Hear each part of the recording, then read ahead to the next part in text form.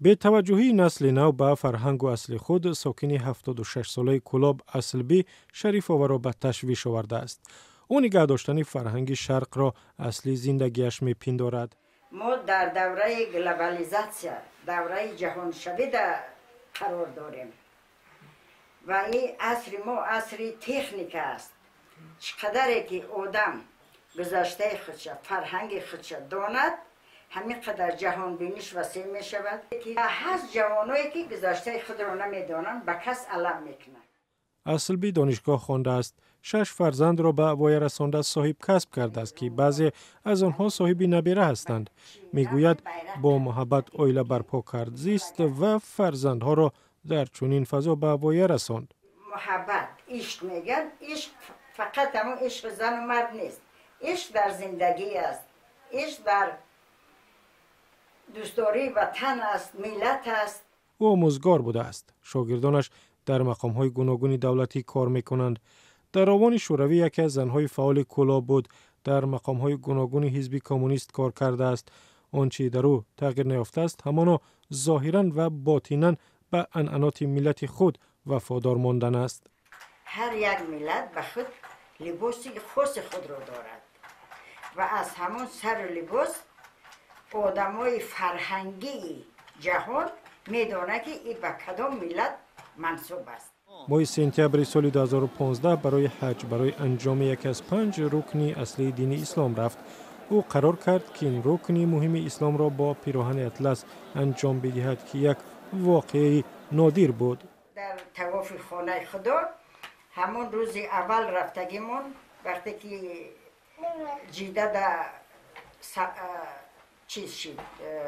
تیاره نشست، نماز پیشین همونجا کردیم و بعد اتوبوس دا سوار شده به مکه رفتیم.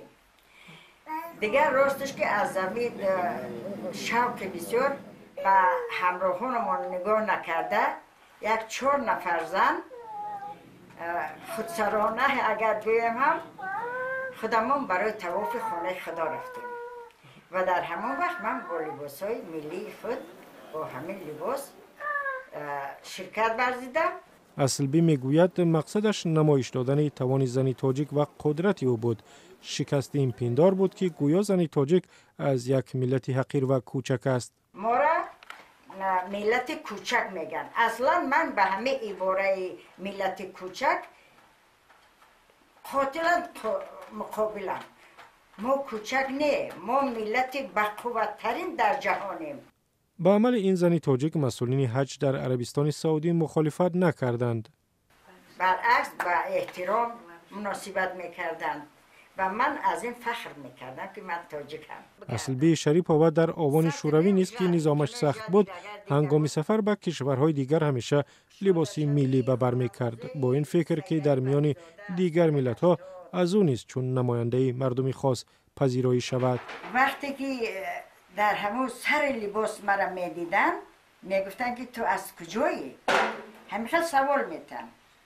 بعد میگفتن که من تاجیکم از تاجیکستان. در همه حالت یگان چی نمیگفتن کفت بر هم میکشیدند و گویا نمیدانند که تاجیکستان در کجا است. این به کس چنان علم میکند که آدم به قدر وطن و ملت مادر همون وقت میرسد که یا کم یا زیاد بیرون از وی باشه. قصه با لباس ملی حج کردن اصلبی شریف و در زبان مردم است. او میگوید به زن‌هایی که امسال حج میروند توصیه داده است با خود لباس تاجیکی بگیرند و آن را زمان زیارت به تن کنند.